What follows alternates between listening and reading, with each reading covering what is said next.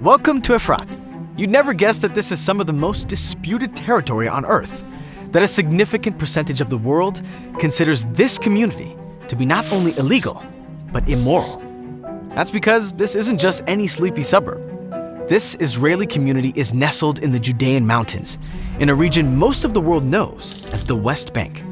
The Jewish communities out here are most commonly known as settlements, which means I'm standing at ground zero of the fight between Israelis and Palestinians. Most of the time, people run away from battlegrounds. But despite the danger, Jews from all over the world flock to this little sliver of land. So, why would someone choose to build their life in the most disputed territory on the planet?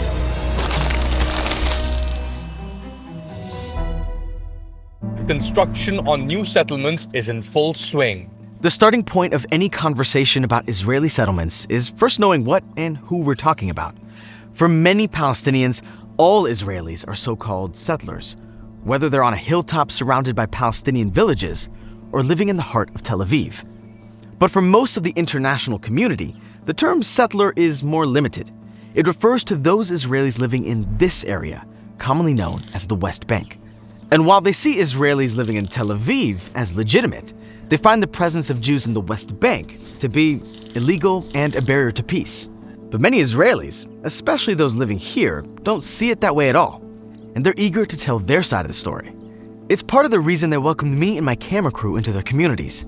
I wanted to tell the whole story, and they gave me the access to do it.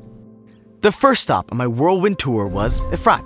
Despite being 10 minutes south of Jerusalem, Efrat looks like any comfortable suburb around the world. You'd never know its humble origins. 200 people on an empty hillside. You know, we're right next to a mall that, when you're inside, it could be anywhere in Israel, could be anywhere in any developed country. And then you walk just a few meters in this direction, and there's a fence, and then we have a Palestinian village right next door. Yeah, that's the reality, I think, across Israel. You don't have to go very far to understand that there are threats around you. היי, יש לנו שני רכבים, אנחנו יוצאים לאיתם. Okay. So are we leaving Efrat? So we're leaving Efrat. Our tour wasn't confined to Efrat proper. Dov braved the wind and rain to show me the Eitam Hill, a new neighborhood of Efrat named after the 3,000-year-old Judean town of Eitam. We are here, the closest point to, say, where King David grew up. He grew up right across here in ancient Bethlehem, King David's backyard. We're talking, 3,000 years ago? So this site is of tremendous historic importance. Long before there were Israelis and Palestinians, before nationalism, before checkpoints or security fences, this was the home of the ancient tribes of Israel. The West Bank is a new name for a very old place. Its original name was Yehuda and Shomron, home to the ancient Israelite kingdoms. This is the land where the Hebrew Bible takes place, where our history as a people began. And that's a powerful motivator for many of the people who have chosen to build their lives in this fraught, contentious place. To them, this land is our ancestral inheritance, a promise from God that has finally come true. And that's why the Hebrew word for settlement comes from the word for inheritance. בחברה הישראלית מתנחל הפך למילת גנאי, במרכאות. מתנחל זה אחד שיושב על השטח שהוא לא שלו. אבל כמובן שזה נחלת אבותינו, אפשר לראות את זה בתורה. יש פה גם מלא אתרים היסטוריים שיכולים להסביר את זה עם חרסים וקדים בתקופה של יהושע בן נון, בתקופה שהיינו פה עם בורות מים שהכהנים שלנו היו עובדים פה, זה שלנו המקום הזה. אין על זה עוררין בכלל. בעזרת השם, כל עם ישראל מתנחלים, זה נחלת אבותינו. ברור שאנחנו אמורים להיות פה, ואני לא מרגישה ככה, ואני מרגישה בבית, כאילו שזה יהיה הבית שלנו. The Jews who live here see themselves as the direct inheritors of our biblical ancestors. This is the land of Joshua and King David and the Maccabees. Our forefathers and foremothers are buried in this soil. Jewish history is alive here in a way it just isn't in the modern cities of Tel Aviv or Haifa. Yet, only 7% of Israeli Jews make their home in Judea and Samaria. Why is that? The answer has a lot to do with modern political history. Surprise, surprise. Many of the Jews who arrived in British Mandate Palestine at the turn of the 20th century wanted to build their lives in the Jewish heartland. So they started buying land in the Judean hills, eventually establishing organizations like the Jewish National Fund to expedite the process. But the JNF's negotiating partners changed a few times. At first, they were buying from the Ottomans, who had ruled the region for 400 years. Sometimes they cut property deals with wealthy Arab elites. And when the Ottoman Empire fell and the British showed up to administer the region, the British authorities imposed new rules around land purchases. The JNF jumped through all those hoops. That's how the State of Israel acquired the Eitam Hill. The Eitam was purchased in the 1920s and 1930s. So this was part of the original planning in 1984 of the entire city of Efrat. Okay, so if Jews bought this land before the State of Israel even existed, why are settlements so controversial? For that matter, if they bought this land in the 20s, why did it take till 1984 to actually build here? The long answer is long. Like long enough to fill a college semester and several very heavy textbooks. But the short answer goes something like this. The Arabs in British Mandate Palestine started to get worried about all these Jews coming in and purchasing land. A few Jews was one thing, but these guys were talking about building a whole state. And the Arab population wasn't keen on becoming a minority in what they understood to be their own land. Tensions spiraled. Rioting and mob violence forced a few nascent Jewish communities to shut down. By the 1940s, they threatened to engulf the region completely. The UN tried to avert catastrophe by voting to split the land into two states, one Jewish, one Arab. The vote passed, but the Arab world refused to recognize it. The attacks on Jewish civilians began the very next day. For 6 months, the Arabs and Jews of Palestine duked it out. Then, the British left for good, and the gloves really came off. The Jewish state officially declared independence, and 5 Arab armies showed up to wipe it off the map. They failed, but they did manage to bite off a chunk of territory that the UN had earmarked for a Palestinian state, including Judea and Samaria, which were now in Jordanian hands. The Jordanians didn't waste any time. While they did not establish a Palestinian state, they did keep this new territory for themselves. But as soon as they took control of Judea, Samaria, and East Jerusalem, they kicked out or killed the thousands of Jews who had acquired their land legally. These days, we call that ethnic cleansing. And a lot of Israelis are quick to point out what they see as a double standard. Therein is an assumption that while Palestinians have the right to have land anywhere they want, Jews who purchased land that predated the Israeli state, they have land that belongs to them, don't have the right to live in the land that they purchased. So that's pretty bigoted. It would be unacceptable to make that statement towards any other people. So I'm not sure why it's legitimate to make that statement towards Jews. As I said, this story is complicated. So for 19 years, Israel's borders looked like this. And there was no slipping through the cracks, not if you wanted to stay alive. Visiting Judea and Samaria was a distant dream. So was reclaiming the lands they had legally acquired decades before. And Jordan made sure the Jews couldn't even visit their holy sites. The Temple Mount complex was off limits. So were the Western Wall, the Mount of Olives, and the tombs of our forefathers and foremothers. And it wasn't just Israelis who were barred from visiting. It was every single Jew. The Jordanians even demanded baptismal certificates before they'd let tourists visit these sacred sites, just to make sure that Jews didn't somehow sneak in.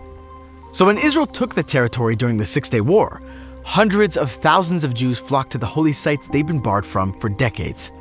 Others returned to the land they and their parents had been expelled from 19 years earlier. And some are still returning, including Eldad, who grew up in Jerusalem but now lives on the Eitam Hill. סבא שלי היה פה לפני קום המדינה, הקים פה נצורים, אז אחרי להמשיך את דרכו, להמשיך את הדרך של ההתיישבות. Eldad's grandpa was one of the Jews who lived in Judea and Samaria before the establishment of a state. The Jordanian army destroyed his little kibbutz of Ein Tzurim and hauled its inhabitants into a Jordanian POW camp. Almost a century after Eldad's grandpa founded his doomed kibbutz, his grandson is forging a similar path. Israelis like Eldad grew up on the stories of the pioneers who mucked out swamps and built bustling modern cities where there were once only dunes. But Eldad has no interest in building another Tel Aviv. He wants to break ground on a new community in the Jewish heartland. The vision for the Eitam Hill is ambitious. Their goal is that there will be 900 homes here, ready to welcome sprawling families, a triumphant reclamation of historic Jewish land. Eldad and his friends aren't just history buffs. They're proud nationalists, a segment of Israeli society known as Dati Leumi, or national religious. This patriotic and religious identity is powered by a mix of religious conviction, historical pride, and modern nationalism. They love the people of Israel, the land of Israel, and the Torah of Israel. And these three pillars are inextricably braided together. למה בחרת לחיות כאן? אבל לחבר תורה ועבודה.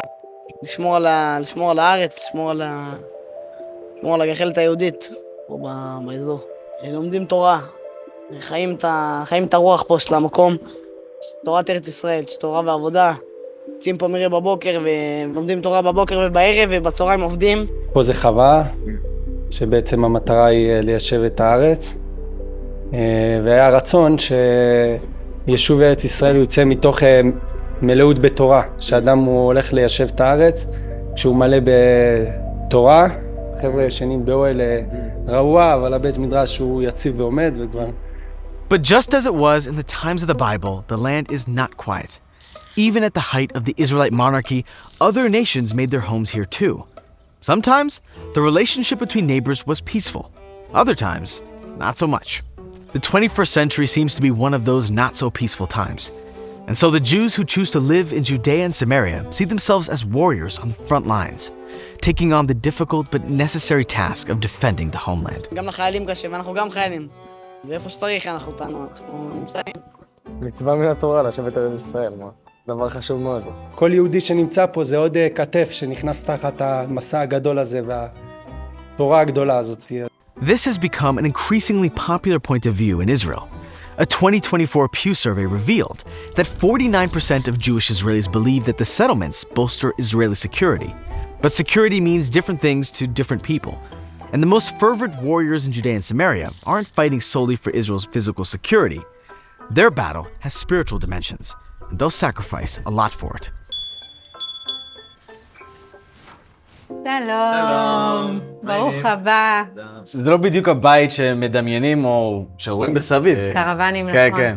לא, ברוך השם, עברנו הרבה עד שזכינו לבנות את הבית שלנו. היינו גרים בהרבה קרוונים עם מים שנכנסים משמיים, עננים שנכנסים דרך החלונות.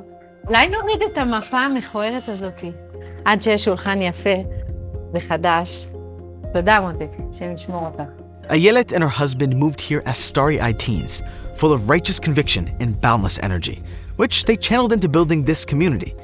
Neither their faith nor their energy has dimmed in the years since. יצהר הייתה לפני 22 שנה בערך, הם היו 80 משפחות. מאוד מאוד מאוד אידיאליסטים, עם אמונה מאוד מאוד חזקה בקדוש ברוך הוא. יש פה תשוקה ממש חזקה לאהוב את עם ישראל איפה שהוא נמצא. אנחנו פה כי אכפת לנו מארץ ישראל, מעם ישראל. אנחנו רואים פה את כל היהודים שאנחנו מרגישים שאנחנו שומרים עליהם. בעיקרון אנחנו רואים פה את כל מישור החוף. מהטילים של עזה, שאנחנו ראינו פה לאורך כל המלחמה, ועד אפילו צפת. הסיבה שבעצם התחילו בכלל את כל ההתיישבות ביהודה ושומרון, זה הלב של המדינה, ואנחנו בעצם שומרים על הרצועת חוף המסכנה שצריך לשמור עליה. אם אנחנו לא נהיה פה, אז פה יהיו האויבים שלנו שרוצים לזרוק אותנו לים. אז אם לא יהיו פה יהודים, יהיה פה פשוט מפעל טרור. כמו שיש בקטנה בעזה, אז יהיה פה בכל יהודה ושומרון, שזה שטח עצום. מבחינת הגודל, רצועת עזה היא פיצית לעומת מה שיש לנו בכל יהודה ושומרון, זה כמעט כל המדינה. אז אם יהיה כאן מפעל טרור כזה, אז אתם יכולים רק לדמיין מה יקרה לרצועה הקטנה הזאת שם. וזה הערים, ומהערים שולטים. ממש, לגמרי. It's a compelling argument, one that Israeli leadership has been making in one form or another since 1967. After Israel won the Six-Day War, many in the government assumed they'd trade in their newly acquired territories in exchange for peace with the Arab states. Many Israelis had no interest in holding on to territory that was home to over 1 million Palestinians. But Israel's neighbors had other ideas. A few months after the war, the Arab League released the infamous Khartoum Resolution clarifying their position on the Jewish state. No recognition of Israel, no negotiation with Israel, no peace with Israel. The UN Security Council must have missed the memo on the Arab League's position, because shortly after, it also passed a resolution. This one called on Israel to withdraw from all its new territories and asked every country in the region to give peace a chance. Every country in the region declined. For them, all of Israel was a colonial settlement that needed to be destroyed. So Israelis began to build small communities in the highlands of Judea and Samaria. At first, only the faithful came out to break ground on their new territory. But in the late 1970s, a new prime minister appointed a settlement czar named Yehuda Shomron, though many called him simply the bulldozer, which fit both his personality and his aggressive expansion plans in Judea and Samaria. Soon, these lands were dotted with new and increasingly diverse communities, built on land not purchased, but conquered. And it wasn't just the faithful anymore. The government offered significant incentives for Israelis to move to Judea, Samaria, and Gaza. Cheap property, tax breaks, and government subsidies are a powerful draw, especially in a country like Israel with its prohibitive cost of living. So the Jewish communities of Judea and Samaria grew and grew and grew. And they show no sign of slowing down. Israel is expensive. The prices in Judea and Samaria are a lot more reasonable. And apparently, so is the quality of life. The socioeconomics have play a part in it, but I really think that the quality of life, it's amazing. מאוד נחמד, מאוד רגוע, מאוד שקט, קרוב למרכז. אני גרה בבית פרטי, יש לי גינה. היתרון הגדול זה האוכלוסייה, חד משמעית, משפחות וילדים, וממש איכות חיים גבוהה. So there are practical reasons to live here, ones that have nothing to do with ideology or history or faith, and everything to do with wanting a decent and affordable life. But it's always the loudest and most passionate ideologues who get the most attention, particularly when they feel like they're being threatened. And the settlers of Judea and Samaria have felt very threatened at times, not just by their neighbors, but by their own government. In the early 90s, Israel and the PLO signed the Oslo Accords. The terms of the agreement were pretty simple and pretty unremarkable. The Israelis would withdraw from certain areas of the West Bank.